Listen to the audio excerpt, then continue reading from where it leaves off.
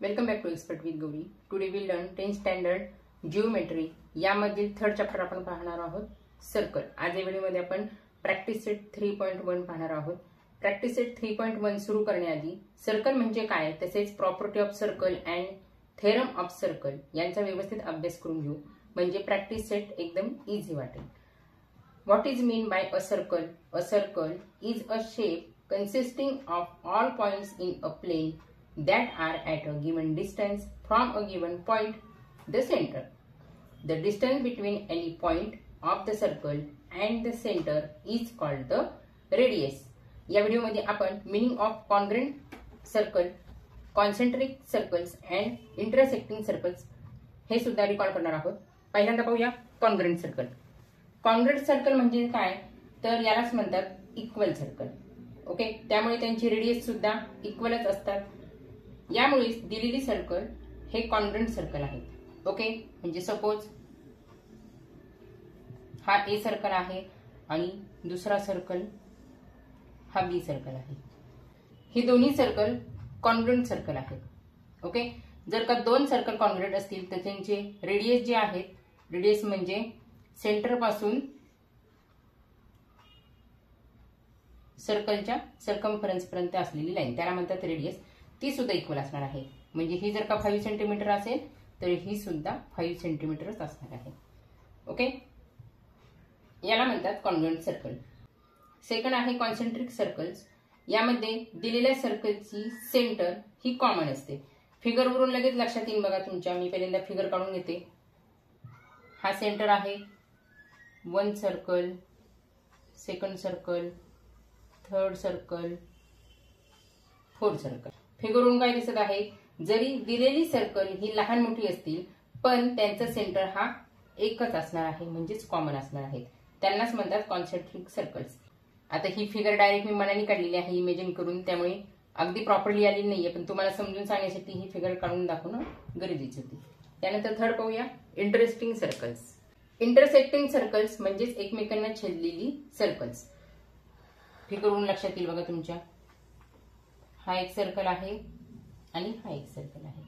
Okay, हा centre, हा एक सेंटर. फिगरवरून बघा दोन्ही सर्कल्स एकमेकांना इंटरसेक्ट होत आहेत, यांनाच इंटरसेक्टिंग सर्कल असे म्हणतात. ओके, अजून एक तुम्हाला फिगर दाखवते, याला सुद्धा इंटरसेक्टिंग सर्कल म्हणतात. हा एक सर्कल आणि हा एक सर्कल. ओके, याला सुद्धा इंटरसेक्टिंग सर्कल्स असेच म्हणतात. या फिगरवरून आपल्या काय लक्षात येत आहे, तर इंटरसेक्टिंग सर्कल्स कोणती असतात, तर अशी सर्कल्स एकमेकांना एका पॉइंटवर किंवा दोन पॉइंटवर इंटरसेक्ट होऊ शकतात. आता इथे एकाच पॉइंटवरती हे दोन्ही सर्कल इंटरसेक्ट होत आहेत. ओके, आणि इथे मात्र हा एक पॉइंट आणि हा एक पॉइंट, इथं दोन पॉइंटवरती हे दोन्ही सर्कल इंटरसेक्ट होत आहेत. यालाच म्हणतात इंटरसेक्टिंग सर्कल्स. या बेसिक मध्ये कॉर्डच्या प्रॉपर्टीज सुद्धा माहित असणं फार गरजेचं आहे, ते पण आपण रिकॉल करून घेऊ. प्रॉपर्टीज ऑफ कॉर्ड काय आहेत ते पाहूया. पहिली कॉर्डची प्रॉपर्टी पाहूया. The perpendicular drawn from the centre of a circle to a chord bisect the chord. म्हणजे सपोज ही एक कॉर्ड आहे आणि हा सेंटर आहे. या सेंटर पासून या कॉर्डवरती आपण परपेंडिक्युलर लाईन जर का ड्रॉ केली तर ती कॉर्डला बायसेक्ट होते. कॉर्डला बायसेक्ट होते म्हणजेच काय, तर इथला डिस्टन्स आणि इथला डिस्टन्स दोन्ही सेम आहे. इथे जर का ओ सेंटर असेल आणि कॉर्ड ए बी असेल आणि हा पॉइंट जो आहे त्याला आपण सी देऊया, म्हणजे इथे आपल्याला दाखवता येईल in a figure O C perpendicular A B. Okay, O C perpendicular A B, therefore A C is equal to B C किंवा A C is equal to C B. O C perpendicular AB, therefore AC is equal to CB. Okay, दुसरी कॉर्डची property पाहूया. The segment joining the center of a circle to the midpoint of a chord, then that segment is perpendicular to the chord. Okay, म्हणजेच आता ही figure आहे सर्कलची, ही आहे cord AB. Okay, the segment joining the center of a circle to the midpoint of a chord. म्हणजे या कॉर्डची हा जो mid point आहे याला नाव देऊया सी. हा मिड पॉइंट आणि सेंटर जर का आपण जॉईंट केले तर ही तयार झालेली जी लाईन आहे किंवा ही तयार झालेली जी सेगमेंट आहे ती कॉर्डवरती परपेंडिक्युलर लागते. ओके, म्हणजे इथं म्हणून if AC is equal to CB जर का असेल तर therefore OC perpendicular to AB. Okay, perpendicular असल्यामुळे इथे 90 डिग्रीचा अँगल तयार होईल. आता ही झाली प्रॉपर्टीज ऑफ द कॉर्ड. आता properties of the congruent chord काय आहे ते पण इथे आपण पाहणार आहोत. यामधील फर्स्ट प्रॉपर्टी पाहूया. Congruent chord of a circle are equidistance from the centre of the circle. Okay, congruent chord म्हणजे काय तर एक समान असणाऱ्या कॉर्ड. सपोज इथे एक कॉर्ड आहे AB, ही सपोज आहे 5 सेंटीमीटर आणि दुसरीकडे कुठेही 5 सेंटीमीटरची जर का कॉर्ड असेल, इथं घेऊ आपण CD, तर या कॉर्ड सर्कलच्या सेंटर पासून इक्वल डिस्टन्स वरती असतात. ओके, म्हणजे इथे हा जो पॉइंट आहे सेंटर O, इथून जर का परपेंडिक्युलर काढला आणि इथून जर का परपेंडिक्युलर काढला तर आपल्याला या कॉर्डची डिस्टन्स सेंटर पासून किती आहे ते आपल्याला समजेल. म्हणजे सर्कलच्या सेंटर पासून ते या पॉइंट पर्यंत आणि या पॉइंट पर्यंत आपण जर का डिस्टन्स काउंट केला, मेजर केला तर हा दोन्ही डिस्टन्स इक्वल.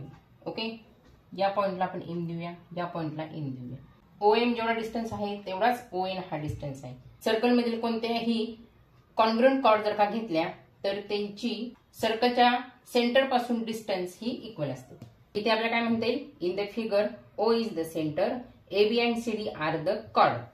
ओके, म्हणजेच इथे प्रॉपर्टी प्रमाणे AB कॉन्ग्रुएंट CD आहे. ओके, आणि AB कॉन्ग्रुएंट CD असेल तर OM also is equal to ON, म्हणजेच distance from the centre of the chord are the same. आता फर्स्ट प्रॉपर्टीच्या ऑपोजिट ही प्रॉपर्टी आहे. यामध्ये सांगितलेलं आहे the chord of a circle equidistant from the centre of a circle are congruent. Okay, म्हणजे suppose इथे एक कॉर्ड आहे, इथे एक कॉर्ड आहे. ओके, आणि ह्यांची आपल्याला मेजर दिलेली नाहीये, पण इथून इथपर्यंत आणि इथून इथपर्यंत ह्याला सेंटरला नाव देऊ आपण O. ओके, इथं देऊ N, इथं देऊ M. कॉर्डला नाव देऊ ABCD. ओके, आता कॉर्ड किती लेंथची आहे आपल्याला माहित नाही, पण इथला डिस्टन्स माहित आहे आणि इथला डिस्टन्स पण माहित आहे सेंटर पासूनचा, तो आहे इक्वल. म्हणजे OM is equal to ON आपल्याला दिलेला आहे. तर अशा वेळेस लक्षात ठेवायचं दिलेल्या कॉर्ड या कॉन्ग्रुएंट असतात. ओके, मग इथे आपल्याला काय म्हणता येईल, if the chord OM is equal to ON, then chord AB congruent chord CD. म्हणजे जर सेंटर पासून कॉर्ड पर्यंतचे अंतर जर का इक्वल असेल तर त्यांची रिलेटेड कॉर्ड सुद्धा इक्वल असतात. ओके, याचा जास्त डीप स्टडी करायचा असेल तर 9th स्टँडर्ड मध्ये सर्कलचा चॅप्टर तुम्ही रिवाइज करू शकता.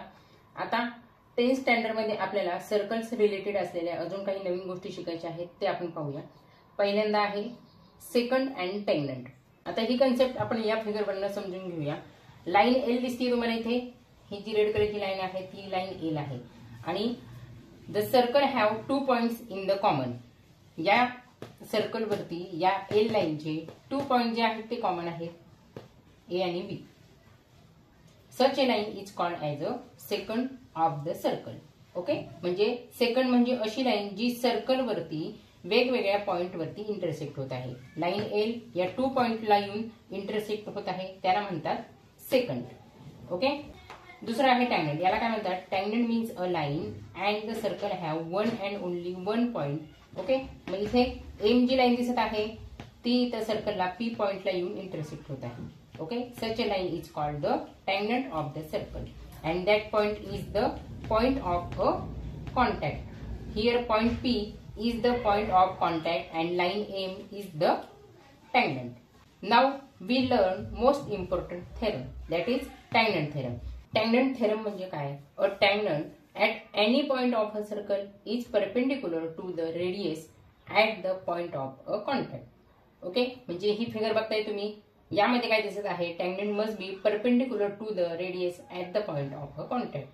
म्हणजेच पॉइंट ऑफ कॉन्टॅक्टवर काढलेली रेडियसवर टँजंट परपेंडिक्युलर असतो. ओके, म्हणजे ही जी लाईन आहे एल ही आहे टँजंट आणि पी हा जो पॉइंट आहे तो आहे पॉइंट ऑफ अ कॉन्टॅक्ट. यावरती काढलेली रेडियस, इथून जर का रेडियस काढली तर ती परपेंडिक्युलर असते टँजंटवरती. ओके, त्यामुळेच तिथे 90 डिग्रीचा अँगल तयार होतो.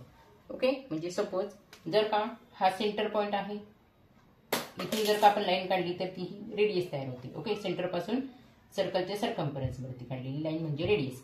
म्हणजे आता एल लाईन म्हणजे टँजंट आहे आणि हा जो पी पॉइंट आहे त्याला म्हणतात पॉइंट ऑफ कॉन्टॅक्ट. ओके, मग इथून काढलेली टँजंट वरती जी लाईन आहे ती आहे इथे परपेंडिक्युलर, म्हणजे तिथं 90 डिग्रीचा अँगल तयार होत आहे. आता कन्व्हर्स ऑफ टँजंट थेरम पाहूया. हा थेरम ऑपोजिट आहे या थेरमच्या, म्हणजेच टँजंट थेरमच्या ऑपोजिट आहे. याचे स्टेटमेंट पाहूया. A line perpendicular to a radius at its point on the circle is a tangent to the circle. Okay, म्हणजे जर लाईन सर्कलच्या रेडियसवर परपेंडिक्युलर असेल तर ती line tangent of the circle असते. ओके, म्हणजे ही लाईन जर का रेडियसवरती परपेंडिक्युलर असेल, म्हणजे इथून ही आपण लाईन काढली आणि या रेडियसवरती ही जर का लाईन परपेंडिक्युलर असेल तर या लाईनला, लाईन एलला टँजंट ऑफ द सर्कल असं म्हणतात. नेक्स्ट पाहूया tangent segment theorem. Tangent segment theorem म्हणजे काय?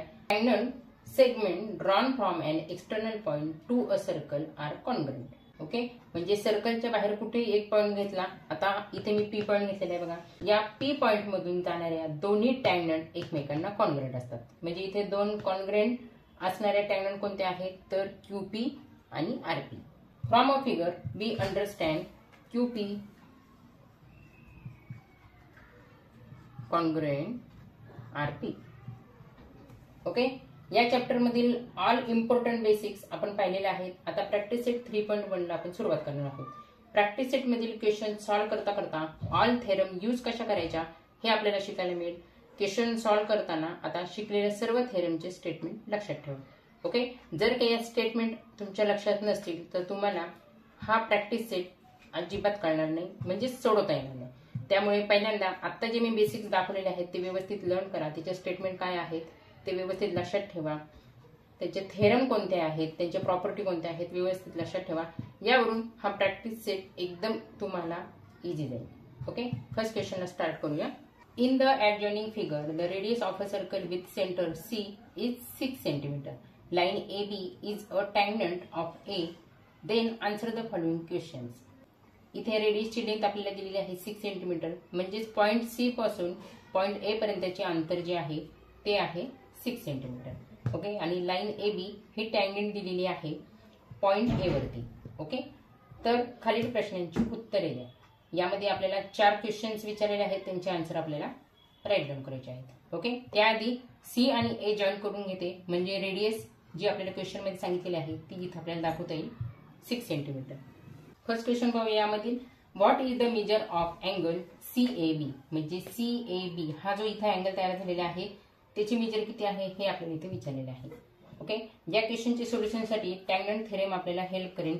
या थेरम मध्ये सांगितलेलं आहे the tangent at any point of a circle is perpendicular to the radius through the point of contact. म्हणजेच या थेरमनुसार टँजंट हा रेडियस वरती परपेंडिक्युलर असतो. इथे टँजंट आहे AB, हा रेडियस CA वरती परपेंडिक्युलर आहे. जर का तो परपेंडिक्युलर असेल तर इथे किती डिग्रीचा अँगल तयार होत आहे तर इथे 90 डिग्रीचा अँगल तयार होईल. ओके, त्यामुळे आता इथे टँजंट AB आहे त्याला आपण सेगमेंट म्हणूया. Segment AB perpendicular segment radius CA आहे CA. हे कशावरून दिसत आहे तर टँजंट थेरम. त्यामुळे इथे म्हणू टँजंट थेरम. ओके, या थेरममुळे इथे हा अँगल तयार झालेला आहे angle CAB is equal to 90 degree. परत एकदा मी रीड करून दाखवते तुम्हाला. टँजंट थेरम म्हणजे काय? The tangent at any point of a circle, म्हणजे सर्कलच्या कोणत्याही पॉइंट वरती टँजंट जर का इंटरसेक्ट होत असेल तर तो टँजंट रेडियस वरती परपेंडिक्युलर असतो. ओके, परपेंडिक्युलर याच शब्दाचा अर्थ काय आहे तर इथं 90 डिग्रीचा अँगल तयार होतो. The the tangent at any point of a circle is perpendicular to the radius through the point of contact. Okay, हे कारण लिहायला विसरायचं नाही, कारण की इथे आपल्याला कारण सुद्धा लिहायला सांगितलेलं आहे. सेकंड क्वेश्चन पाहूया. What is the distance of point C from the line A B and Y. इथे सुद्धा 2 क्वेश्चन विचारलेले आहेत बघा. What is the distance of point C from the line A B and Y. म्हणजेच point C पासून म्हणजे centre पासून line A बी ची डिस्टन्स किती, म्हणजे सेंटर पासून सर्कलच्या सर्कमफरन्स पर्यंतचे अंतर किती, यालाच म्हणतात रेडियस. ओके, रेडियसची लेंथ आपल्याला दिलेली आहे 6 सेंटीमीटर. त्यामुळे इथे आन्सर आपल्याला लिहिता येईल. Second question answer. Segment A B perpendicular segment C A from tangent theorem.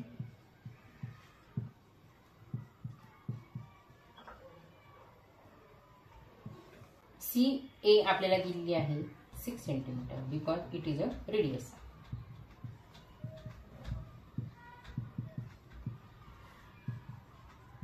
Radius length is given असं ब्रॅकेटमध्ये लिहिला.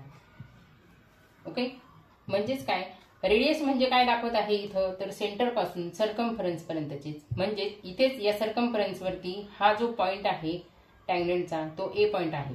म्हणजेच सी ए जेवढी डिस्टन्स आहे तेवढंच डिस्टन्स सेंटर पासून ते टँजेंट पर्यंत आहे. ओके, मग इथे आन्सर लिहू. Therefore point C is at a distance of 6 centimeter from line AB. आणि याचं कारण काय दिलेलं आहे आपण, because of the tangent theorem and radius length is also given. Next third question पाहूया. Question 3. Distance of A B is equal to 6 centimetre. Find distance of B C. इथे A B आपल्याला दिलेली आहे 6 सेंटीमीटर. तर distance from B point to C point किती आहे हे आपल्याला फाइंड आउट करायचं आहे. ओके, त्यासाठी हे पहिल्यांदा आपण कनेक्ट करून घेऊया. आता हे 2 पॉइंट्स कनेक्ट केल्यानंतर इथे एक ट्रायंगल बनत आहे बघा, ट्रायंगल CAB. हा CAB ट्रायंगल जो आहे तो राईट अँगल ट्रायंगल आहे, कारण की इथला अँगल हा 90 डिग्रीचा आहे. त्यामुळे BC फाइंड आउट करण्यासाठी आपल्याला इथे पायथागोरस थेरमचा यूज करावा लागेल. मग आता याचे सोल्युशन कसं लिहिणार आपण, तर बघा इथे म्हणूया इन ट्रायंगल. ट्रायंगलचं नाव काय आहे, CAB. In triangle CAB. आता यामध्ये काय काय इन्फॉर्मेशन आहे ती पहिले राईट डाऊन करून घेऊ. Angle CAB is equal to 90 degree. Okay, आता इथे कारण लिहायला मात्र विसरायचं नाही. इथं आपण क्वेश्चन 1 मध्ये हे दाखवलेलं आहे, किंवा असं लिहिलं तरी सुद्धा चालेल. AB perpendicular CA. ओके, त्यामुळे बाय पायथागोरस थेरम आता यामध्ये काय असतं, तर hypotenuse square is equal to 2 sides squares sum. मग इथे हायपोटेन्यूज कोणता आहे, BC. मग त्यामुळे BC square is equal to CA square plus AB square. Okay, म्हणजे हायपोटेन्यूज स्क्वेअरची लेंथ किती असती, तर उरलेल्या जे 2 साइड्स आहेत त्यांच्या स्क्वेअरच्या सम इतकी असते. Okay, therefore BC square is equal to CA आणि AB आपल्याला माहित आहे. CA आहे 6 आणि AB आहे 6, त्यामुळे 6 square plus 6 square. Therefore BC square is equal to 6 multiple 6 36. इथे पण 36. Okay, therefore BC square is equal to 6 plus 36 72. Okay, आता इथे आपल्याला फक्त BC विचारलेले आहे, म्हणजे पॉईंट B पासून ते पॉईंट C पर्यंतचं अंतर विचारलेलं आहे. BC स्क्वेअरचं इथं काहीच काम नाही, त्यामुळे इथला स्क्वेअर काढून टाकण्यासाठी दोन्ही साइड्स आपल्याला स्क्वेअर रूटमध्ये घ्यावे लागतील. ओके, इथं म्हणू taking square root of both the sides.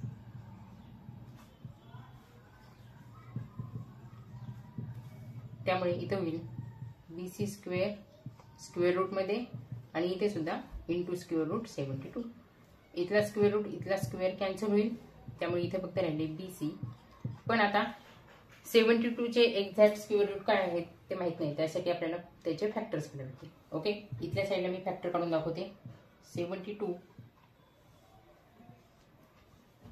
2 3 जार 6, 2 6 जार 12. त्यानंतर परत 2 नी डिवाइड करता येईल. 2 1 जार 2, 2 8 जार 16. त्यानंतर परत 2 नी, 2 9 जार 8, 3 3 जार 9 and 3 1 जार 3. ओके, म्हणजे 3 टाइम्स 2 आणि 2 टाइम्स 3. त्यामुळे इथे स्क्वेअर रूट मध्ये आपल्याला असं लिहिता येईल 2 multiple 2 multiple 2 multiple 3 multiple 3. Therefore BC is equal to, आता यांचे पेअर घ्यायचे आहे. 2 2 ची एक पेअर आलेली आहे, 3 ची पण एक पेअर आलेली आहे. म्हणून 2 आणि 3 आपल्याला स्क्वेअर रूटच्या बाहेर काढून घेता येईल. 2 मल्टिपल 3 असे बाहेर येतील. रिमेनिंग राहिले स्क्वेअर रूट मध्ये फक्त single 2. Okay, therefore BC is equal to 2 3 जार 6, स्क्वेअर रूट मध्ये 2.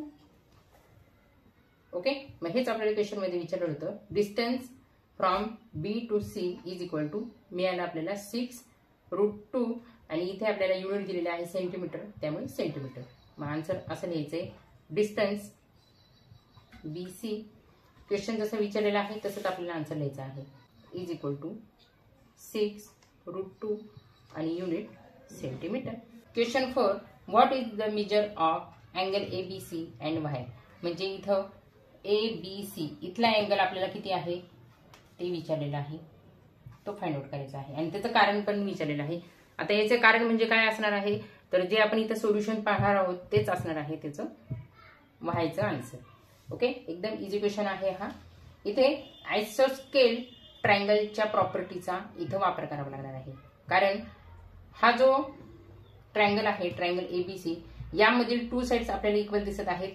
AC is equal to AB, कारण की दोन्ही आहेत 6 सेंटीमीटरचे. जेव्हा ट्रायंगलचे 2 साइड्स इक्वल असतात, सेम असतात, तेव्हा त्याला म्हणतात आयसोस्केल ट्रायंगल. ओके, त्यामुळे इथे आपल्याला ती प्रॉपर्टी यूज करायची आहे. सोल्युशन लिहिताना आपण कसं लिहिणार आहोत, तर इन ट्रायंगल ABC यामध्ये काय दिलेलं आहे, तर AC is equal to AB. इथे लिहू each length 6 centimetre. Okay, therefore angle ABC is equal to angle ACB. कशावरनं हे दोन्ही आपण अँगल इक्वल दाखवलेले आहेत, हा पण आणि हा पण. From the theorem of the